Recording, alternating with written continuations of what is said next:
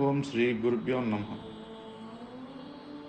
గురు బ్రహ్మ గురు విష్ణు గురుదేవో మహేశ్వర గురు సాక్షాత్ పరబ్రహ్మ తస్మై శ్రీ గురవే నమ.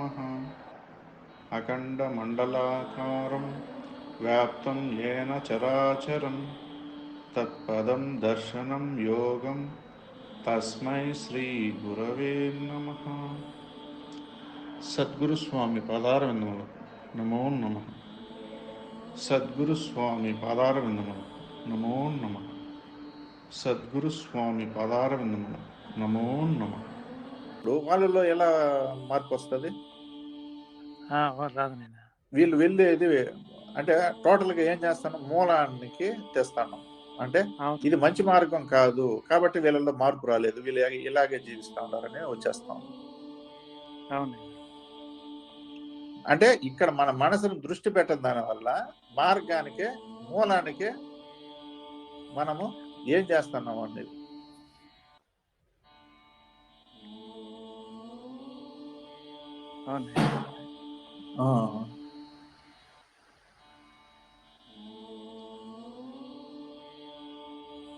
అదేనైనా ఇట్లా తర్వాత మనకు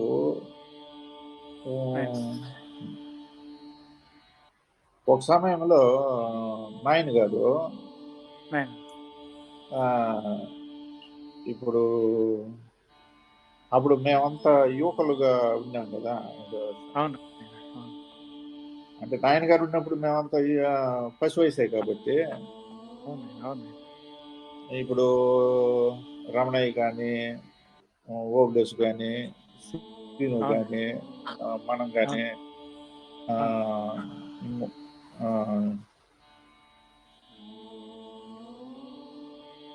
ఏమి ఇప్పుడు వాళ్ళ అన్నదమ్ములు కానీ వాళ్ళు ప్రతి ఒక్కరు అందరూ ఇక్కడ కుటుంబంలో ఎవరైనా కూడా పశు వయసు. ఇప్పుడు మేము ఆ రోజు 6-7 మంది ఉన్నాం. ఉన్నప్పుడు నాయన ఆ మాట అన్నాడు, మిగతా వాళ్ళని ఇప్పుడు నాయన వయసు అయిపోయిన వాళ్ళని చూపించి, నాయన ఇప్పుడు చూడు మాకు శరీరము ఉడిగిపోతా ఉంది, వీళ్ళందరూ కూడా వీళ్ళ శరీర పరిస్థితి ఎలా ఉంది, వీళ్ళు సాధన చేయలేని పరిస్థితి, ఒక కార్యం అనుకున్నా చేయలేని పరిస్థితి. వీళ్ళందరూ మేమందరము ఈ వయసులో ఉండేవాళ్ళము, ఒకరి మీద ఆధారపడి ఒకరు పెట్టే జీవించే పరిస్థితిలో ఉన్నాము మేము అని నాయన కలుపుకొని చెప్పినాడు. అంటే శరీరము ఇదైనాక మా పరిస్థితి ఎలా ఉంది, మేము స్వయంగా చేయలేని పరిస్థితి. ఇప్పుడు నాయన ఇప్పుడు మీరు యువకులుగా ఉండాలి, మీరు ఏమైనా కూడా చేసేయగలుగుతారు. మీరు ఈ మాదిర ఈ సత్యాన్ని గురించి ఈ 10 మందికి ఈ సత్యాన్ని ముందుకు తీసుకొని పోగలిగితే అందరికి దీని గురించి తెలియజే యువకులు అనే వాళ్ళు ముందుకు వస్తే సత్యం అందరికి కూడా తెలియబడుతుంది. నాయన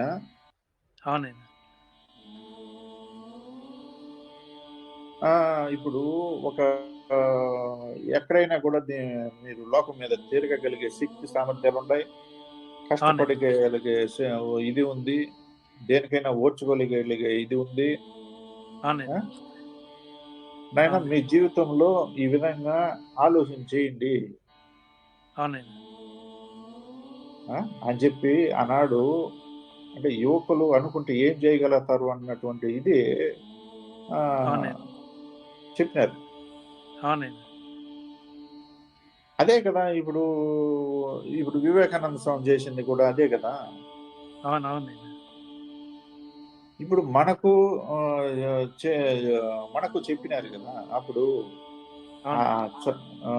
మీరు చదవగలిగే వాళ్ళు, చదువులు తెలిసిన వాళ్ళు, మేమన్నా చదువులు తెలియని వాళ్ళము,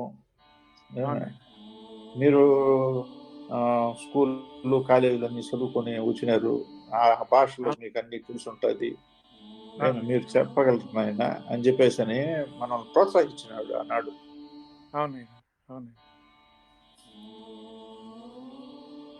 అది ఆ తండ్రి మాటను వ్యర్థం చేసుకోకుండా మనము దాన్ని ఎలాగైనా నిలపాలన్నటువంటి ఒక ప్రయత్నంలోనే ఇప్పుడు కొనసాగుతా ఉంది.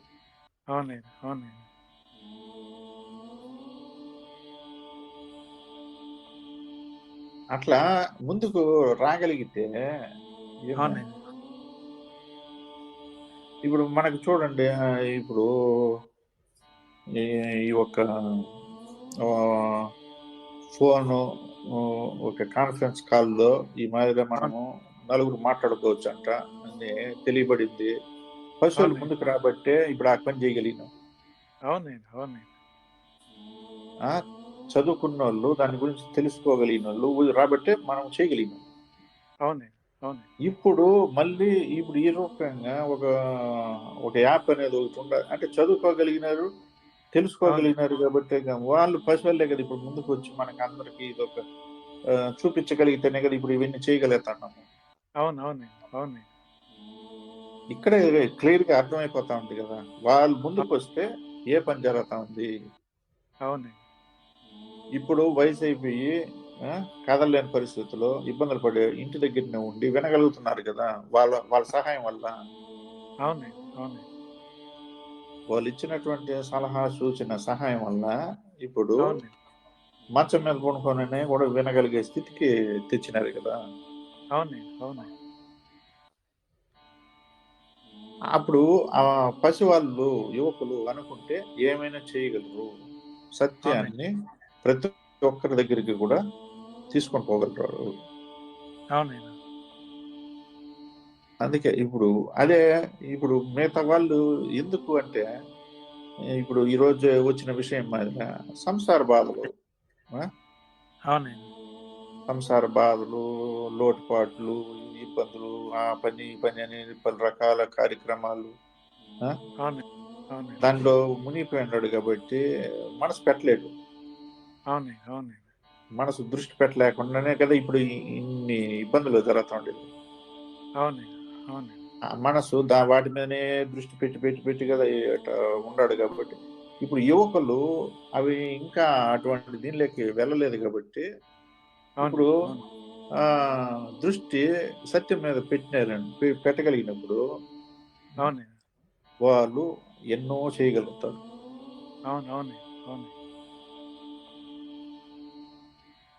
ఆ చేయగలిగే దీనికి ఇప్పుడు వెనక నుండి ఇప్పుడు పెద్దలు వాళ్ళకి ప్రోత్సాహము, వాళ్ళకి ఇవ్వాల్సినట్టు మనం అందించినారు అనుకోండి, వాళ్ళు ఎంత దూరమైనా పోగలుగుతారు. అంతే. మనం చేయాల్సిందంటే మనము వాళ్ళని సత్యాన్ని గురించి ఇంకా 4 విషయాలు తెలియజేసి ప్రోత్సహిస్తే దానికి కావాల్సినటువంటి ధైర్యము, దానికి కావాల్సినటువంటి సలహాలు ఇచ్చినామంటే వాళ్ళు ఎంతవరకైనా పోగలుగుతారు. ప్రోత్సాహం వల్ల వాళ్ళకు ఇంతకుముందు తండ్రి గారు ఏ విధంగా చేసినారు, ఏ విధంగా అనేటి వాళ్ళు చూసిన వాళ్ళు, ఇన్ని వాళ్ళు చెప్పగలిగితే వీళ్ళల్లో బాగా ధైర్యం అనేది, ఉత్సాహం అనేది కలుగుతుంది. ఇక్కడే ఉండాలి మనకు తెలియజేసేదానికి, ఇది సత్యం అనేది సంపూర్ణంగా వాళ్ళు నమ్మగలుగుతారు. అదే ఉత్తేజాన్ని ఇస్తుంది వాళ్ళకి. ఇప్పుడు మన వాళ్ళల్లో ఇప్పుడు ఇక్కడే వినగలిగే ఇప్పుడు యువకులు పసివాళ్ళు ఉన్నారు కదా, వాళ్ళు ఉదయము వినింది సాయంత్రము అట్లే చెప్తా ఉంటారు. వాళ్ళలో ఆ గ్రహణ శక్తి ఉంది. ఎందుకంటే ప్రతి పాయింట్ నాయన ఏం చెప్తున్నాడని క్షుణ్ణంగా విని నేను ఎలా చెప్పినానో అలా చెప్తున్నారు సాయంత్రానికి. మళ్ళీ మిగతా ఇప్పుడు అనుభవం ఉండి వయసు అయిపోయిన వాళ్ళు అంటే వాళ్ళు ఏం చెప్తున్నారు, మేము మర్చిపోయినామని చెప్తున్నారు. మళ్ళా ఈ విచారణలో వచ్చింది మెసేజ్ అది చదివి చెప్తా ఉంటారు అంతే. అవును, అంటే తేడా అనేది ఎంత స్పష్టంగా కనపడతా ఉంది. వీళ్ళు గ్రహించి చెప్పగల వాళ్ళు కూడా వృత్తులు చేస్తున్నారు, ఉద్యోగాలు వ్యాపారాలు చేస్తున్నారు, బయట పోతా ఉంటారు. ఇవన్నీ మధ్యలో ఈ ఇంత కార్యక్రమాలు జరిగినా కూడా ఉదయం చెప్పింది సాయంత్రం చెప్పగలుగుతా ఉంటారు. అవునండి. ఇప్పుడు వయసు అయిన వాళ్ళు పని తక్కువగా ఉన్నా, ఇంటి దగ్గరనే ఉన్నా, అవునండి. అవునండి. ఇప్పుడు దీన్ని మళ్ళీ సాయంత్రం మర్చిపోయినామని చెప్తా ఉంటారు. అంటే వాళ్ళకి అది గుర్తుకు రాక. అవునండి. అవును. చూడండి ఎంత వ్యత్యాసం ఉందో. అంటే పసి వాళ్ళకి మళ్ళీ మిగతా వాళ్ళకి. అవునండి. ఇప్పుడు సంసార బాధల్లో ఉండే వాళ్ళకి పసి వాళ్ళకి తేడా. అవును. అవును. అవును. వాళ్ళు ఎక్కడ కానీ ప్రయత్నం చేద్దాము, వీలైన కాడికి చూద్దాం అనే మాట వాళ్ళ దగ్గరికి రాలా. అవునండి. రాలేదు. తెలుసుకోవాలని తపన పడతా ఉంటారు. అవును. అవును. ఇంకెట్లా దీనికి ఇంకా మనం ముందుకు ఎలా పోవాలి, అవునండి. ఇంకా మనం తెలుసుకోవాల్సిన చాలా ఉంది, దీన్ని ఎట్లా అని వాళ్ళు తపన పడతా ఉంటారు. అవును. అవునండి. అవును.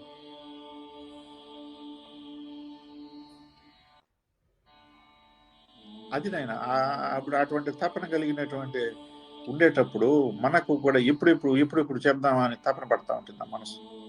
అవునండి. అవును. ఆ ముందుకు వచ్చే వాళ్ళని చూసి ఎప్పుడెప్పుడు మనం కూడా చెప్పాలనిపిస్తుంది. అవునండి.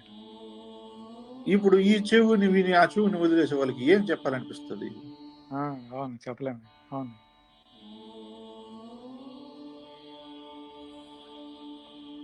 అంటే ఇక్కడ క్లియర్ గా ఉంది మనము ఎట్లా చేస్తే అట్లా అని చెప్పేసి. అవును. అవునండి.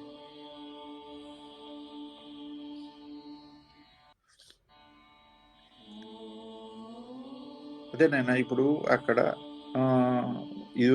ఇది ఉంది. ఇప్పుడు మనము మొట్టమొదట శరీరము వచ్చింది మాట్లాడుకున్నాము, ఎలా వస్తుందని. అవును. ఇప్పుడు శరీరం వచ్చిందని మాట్లాడుకున్నామే కానీ అవునండి. ఇప్పుడు ఈ లోపల ఎంత విలువ కలిగినటివి అమర్చుంటే మనం ఈ పనులన్నీ చేస్తున్నాము. అవునండి. ఇప్పుడు అవన్నీ అమర్చుంటేనే కదా ఇప్పుడు మనం ప్రతి పని చేయగలుగుతాం. అవునండి.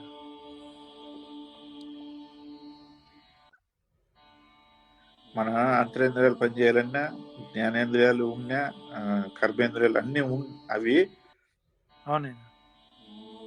అవి 15 ఇంద్రియాలు ఏ పని చేయాలన్నా ఆ పని చేస్తేనే కదా మనం ఇప్పుడు ఇవన్నీ చేయగలుగుతున్నాం. అవునండి. మళ్ళీ మన లోపల ప్రతి ఒక్క ఇది పంచకోశాలు ఉన్నాయి కదా. అవునండి. ఏవి అవి అన్నమయ, అవునండి. ప్రాణమయ, మనోమయ, విజ్ఞానమయ, ఆనందమయ అనే కోశాలు ఉన్నాయి. అవునండి. ఇప్పుడు ఆ కోశములన్నీ కూడా మనకు లోపల నిరంతరము పనిచేస్తున్నాడు. అవునండి. ఇవన్నీ మనకి ఎట్లా తెలియబడుతుంది? ఎందుకంటే మనలోకి పోలేదు కదా మనము. అవునండి. మన మనసు దేని మీద వీటిపైన ఉన్నాయి అనేది కూడా మనకు తెలియదు, మనం దృష్టి పెట్టలేదు. అవునండి. మన జ్ఞానేంద్రియాల పైన కానీ ఎప్పుడన్నా దృష్టి పెట్టినామా? మన కర్మేంద్రియాల పైన దృష్టి పెట్టినామా? మన అంతరేంద్రియాల పైన ఎప్పుడన్నా దృష్టి పెట్టినామా? లేదు. ఇప్పుడు ఇంక పంచ కోశములు ఉన్నాయనేది తెలియవు, అలాగే పంచ ప్రాణాలు ఉన్నాయని తెలియదు.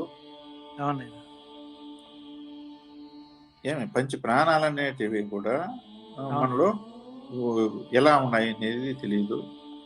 ఇప్పుడు గుణములు, 25 తత్వములు, తర్వాత అరిషడ్ వర్గాలు, పంచ తన్మాత్రలు, ఇప్పుడు ఇన్ని వాసనలు ఇవి బయట నుంచి అంటుకునేవి మళ్ళీ వచ్చినాయి. ఇప్పుడు శరీరంతో కూడా ఇన్ని ఉన్నాయి అనేది మనకు తెలియదు ఫస్ట్. ఇప్పుడు ఈ శరీరం ధరించినాక మనం మళ్ళా ఇవన్నీ అంటుకున్నాయి, ఏది బయట ఉన్నటివన్నీ. ఏ లోకవాసన, శాస్త్రవాసన, దేహవాసన అనేది బయట నుంచి మళ్ళీ అంటుకున్నాయి. శరీరంతో కూడా వచ్చినట్టు ఇవన్నీ. ఈ శరీరంతో పాటు ఇవన్నీ ఉంటేనే కదా మనకు ఇవన్నీ చేయగలుగుతున్నాము. అంటే బయట నుంచి అంటుకున్నట్టు మళ్ళీ ఇవన్నీ రూపం మారుతా ఉంది కదా. అవునండి.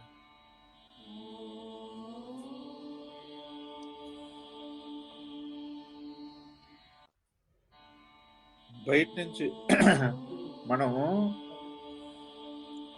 ఈ శరీరానికి ఇవన్నీ అమర్చుకొని ఇప్పుడు వచ్చినాం బయట. ఈ వస్తువులన్నీ కూడా ఎంత విలువైనటివి, అది మనకు దృష్టి పెట్టడం దాని వల్ల మన వస్తువులే మనకు తెలియదు, మన సంపదే మనకు తెలియలే. మన సంపద మన దగ్గరనే ఉంది, బయట సంపద కోసం పరిగెత్తాను. అంటే వదిలిపెట్టి వెళ్ళిపోయే వాటి కోసం ప్రయత్నం చేస్తున్నామే కానీ మనతో కూడా ఉండే సంపదనే తెలుసుకోలేకపోయినాము. మన సంపద మనతో కూడానే ఉంది, అది ఎంత విలువైన సంపద అనేది మనకే తెలియదు. వాటిని వాడేస్తున్నాం, ఖర్చు పెట్టేస్తున్నాం.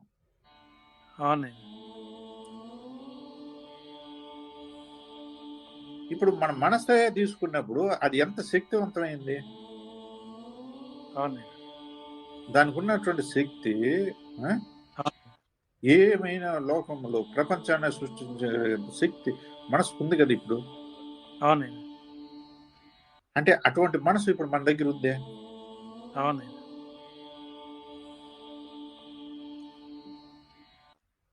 ఇప్పుడు ఆ మనసును గురించి దాని గురించి తెలియలే. అంటే విలువైనటివి ఇప్పుడు ఏదైనా నిర్ణయించి చేయగలిగేటువంటి స్థితి కలిగినటువంటి బుద్ధి గురించి కూడా మనకు తెలియదు. ఆ బుద్ధి ఎలాంటిది, ఏది మంచి ఏది చెడు అంటే ప్రతిదీ గ్రహించి నిర్ణయం తీసుకుంటా ఉందంటే దానికి ఎంత శక్తి సామర్థ్యాలు ఉండాలి. చిత్తము అని అనుకుంటున్నాం కానీ మనము ఎన్ని జన్మాలుగా చేసినటువంటి కర్మలన్నీ కూడా ఎట్ట నిలుపుకోగలిగింది, ఎంత శక్తివంతమైంది. ఏ సమయానికి ఏది రావాలనో ఆటోమేటిక్ గా అప్పటికప్పుడు బయట వస్తాం. ఇప్పుడు శరీరం గురించి అడిగితే ఎక్కడుందో చిత్తంలో, ఇప్పుడు శరీరం గురించి వస్తా ఉండదు.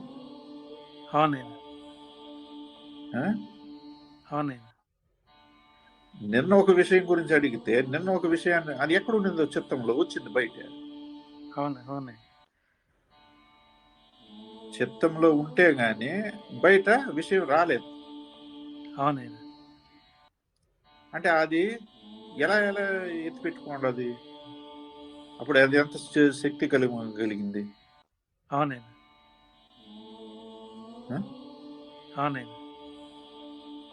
ఇట్లా మన అంతరేంద్రియాల గురించి ఒక్కొక్కటి తీసుకొని మాట్లాడితే అవి ఎంత విలువైన సంపదలు మన దగ్గరనే ఉన్నాయి.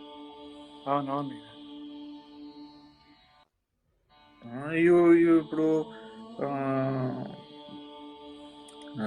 పంచ ప్రాణాలంటే ఇప్పుడు పంచ వాయువులు ఇప్పుడు అవన్నీ తీసుకునిందంతా ఎలా పంచుతా ఉంది. మనము ఒక 10 రూపాయలు దేని దేనికి పంచాలనేది మనం ఉబ్బి తబ్బి పోయిపోతాము. దేనికి పెట్టాలా, ఏం చేయాలి. అంటే అది ఎంత సమంగా చేస్తా ఉంది మన ఆహార పానీయాలని చేసి దేది ఎలా పని చేయించాలా అని చెప్పేసి అని మళ్ళీ పని చేస్తాం. ఈ పంచ కోశాలు ఎలా పనిచేస్తా ఉంటాయి. ఏమి ఇప్పుడు మన జ్ఞానేంద్రియాలు తీసుకున్నా, కర్మేంద్రియాలు తీసుకున్నా, ఇప్పుడు ఇట్లా ఒక్కొక్కటి మాట్లాడుకుంటా పోతే ఎంత విలువ కలిగింది. ఇప్పుడు గుణములు 3 గుణములు అంటే సత్వ గుణము, రజో గుణము, తమో గుణాలు అంటే అవి కూడా విలువ కలిగినట్టువే. ఏది విలువ లేనట్టు ఏమి లేవు. అంత విలువైనటువంటి మన దగ్గర పెట్టుకున్నాం. విలువైనట్టు పెట్టుకోబట్టి అవి లోపల ఉండబట్టి ఇప్పుడు ఈ శరీరం చేయగలుగుతాం ఇప్పుడు అవన్నీ.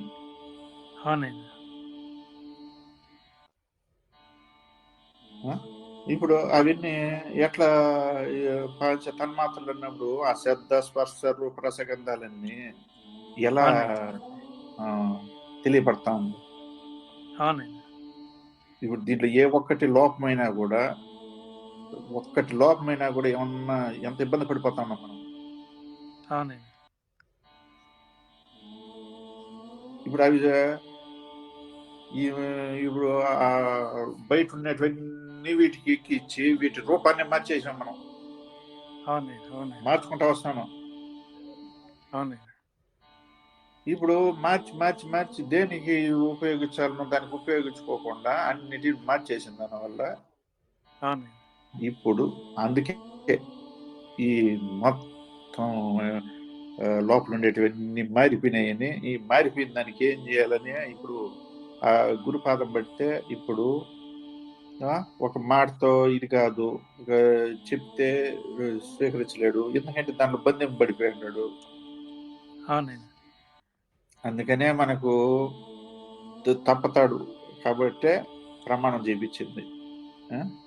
అవునండి. ప్రమాణం చేయించే తప్పిపోతున్నాడు ఇప్పుడు. అంటే ప్రమాణం చేస్తే తప్పడని చెప్పని ఆనాడు మనకు అటువంటి పెట్టడం అవునండి. నిరంతరము. ఎందుకంటే ఇంత బలంగా మార్చుకునే ఇన్ని ఉన్నాయి మన లోపల, వీటన్నిటిని మార్పు చేసేసినాడు. ఇది ఏదో ఒకటి వచ్చి పనిచేసేస్తా ఉంది. అవునండి. అందుకే ఇప్పుడు ఆడ ప్రమాణం చేయించి ఇప్పుడు ఆ పాలును ఎందుకు ఆ లోపల నిద్రాణమైనటువంటి అవి గుణాలన్నీ దేనికి పనిచేయాలో దానికి ఏది పని చేస్తే తాను తెలుసుకుంటాడు, ఏ ప్రయాణం చేయగలుగుతాడు. అవునండి. ఇప్పుడు ఆ నిద్రాణంగా మొత్తం మొద్దుబారి నిలిచిపోయినది కాబట్టి ఇప్పుడు ఆ మూలాధారంలోకి ఇప్పుడు ఆ పాలును సత్వగుణం కలిగినటువంటి ఆ పాలును ఎప్పుడైతే పరమాత్ముడు మన శరీరంలోకి పంపించినాడు, ఇప్పుడు ఆ స్పర్శతో ఆ సత్వగుణంతో మన లోపలికి ఇప్పుడు పాలు రూపంగా ఇప్పుడు పోయినాయి. ఇప్పుడు దాన్ని మేల్కొల్పుతాయి కదా, ఇప్పుడు మిగతా పని జరుగుతుంది. ఇప్పుడు ఇవన్నీ తెలియబడాలంటే ఎట్లా తెలుస్తాయి? అందుకే దానికి ఆనాడు బీజం వేసినాడు. తారకం అనేది బోధించింది. తారకం బోధించి ఇప్పుడు అది ఉంటేనే గాని దీని నుంచి బయటపడలేడు. ఈ లోకవాసన, శాశ్వాసన, దేహవాసన నుంచి బయటపడలేడు, ఇవన్నీ తెలుసుకోలేడు అన్న దీనికే ఇప్పుడు తారకం చెప్తే మొత్తం అది నిరంతరం లోపల అజప సూత్రం కాబట్టి నిరంతరం జరుగుతూ ఉంటుంది. ఆ అజపాన్ని మనం మనలోకి ఉండేదాని వల్లనే మనం ఇప్పుడు కూడా ఇప్పుడు ఈ విషయం తెలియబడుతుంది. మనకు తెలియబడతా ఉంది. ముందుకు ఇప్పటికి ఇచ్చే మార్పు ఎలా వచ్చిందంటే అది నిరంతరం మనలో అన్నిటినీ కదిలిస్తా ఉంది. అది ఎక్కడ చేరిపోయింది? హృదయ స్థానంలో కదా. హృదయ స్థానంలో చేరిపోయినాక ఇంకా అక్కడి నుంచే కదా మొత్తం మూలం అక్కడ, మిగతా వీటికి అంత కనెక్షన్. కాబట్టి ఎక్కడ చేరిపోయింది? చేరాల్సిన చోటికి పంపించేసినాడు. అది నిరంతరము అజపంగా అది వెళతా ఉంది. ఇప్పుడు ప్రతిదానికి అది అందబడతానే ఉంది. ఇప్పుడు మనం దాన్ని కలుసుకోగలిగితే తప్పనిసరిగా మనకు అన్ని బోధపడతాయి. మనం కలవలేదు కదా, మనసు పెట్టలేదు కదా. ప్రాబ్లం అంతా ఎక్కడొచ్చిందంటే మనసు మనం పెట్టలేదు.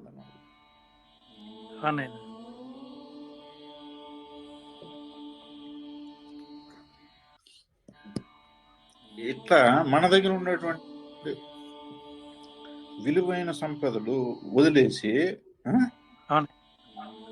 ఈ కనపడతా ఉండేటువంటి పగిలిపోయేటివి, అశాశ్వతమైనటివి, అసత్యమైనటువంటి కోసం పరిగెత్తాను.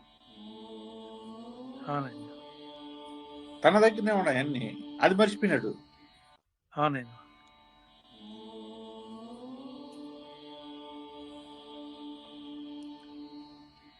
ఈ శరీరంతో కూడా వచ్చినటువంటి సంపదలను మర్చిపోయి వదిలిపెట్టి వెళ్ళిపోయే సంపదలు కోసం నిరంతరం శ్రమిస్తా ఉంటాడు. అవునండి. ఇప్పుడు ఈ సంపదే కదా, ఈ జ్ఞాన సంపదే కదా మనం చేర్చాల్సిన చోటు చేర్చేసేది. అవునండి.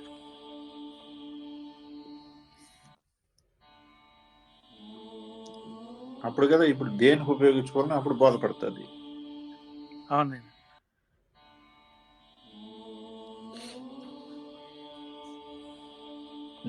అది నన్ను అవునండి.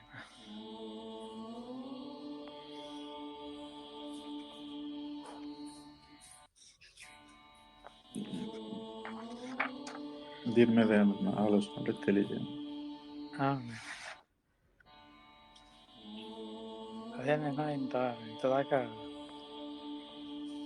ఈ శరీరం మనం తీసుకొని వచ్చిండేది కేవలము ఈ మన చుట్టుపక్కల ఉన్న బాహ్య బంధాల కోసము, మన సంపదల కోసము, మనము ఆ సంపాదించిన సంపద ఈ జీవితానికే సరిపడకుండా మన తదనంతరం మన భావితరాల వారికి కూడా కావాలని ఆ మాయలో పడిపోయి ఉన్నాం. ఈ శరీరంలో ఇంత విలువైన సంపదలు మన దగ్గరే ఉన్నాయి. ఆ సంపదలు మనం తెలుసుకోలేకుండా పోయినాము. అది ఏ విధంగా అనేది ఇప్పుడు మనలో ఉన్న సంపదలు అనేవి ఏవి అనేది కూడా ఇప్పుడు ఇందాక వివరంగా తెలియబడింది.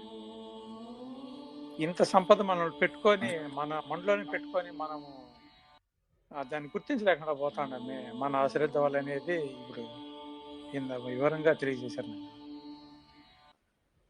అదే ఇప్పుడు తెలియనటువన్నీ మనకు ఇప్పుడు ఆ మనసు ఏం చేస్తాం, ఇప్పుడు ఇన్నిటిని అన్ని కేంద్రమైనటువంటి ఇప్పుడు ఆ మనసు వీటవన్నీ పెట్టుకుంటుంది.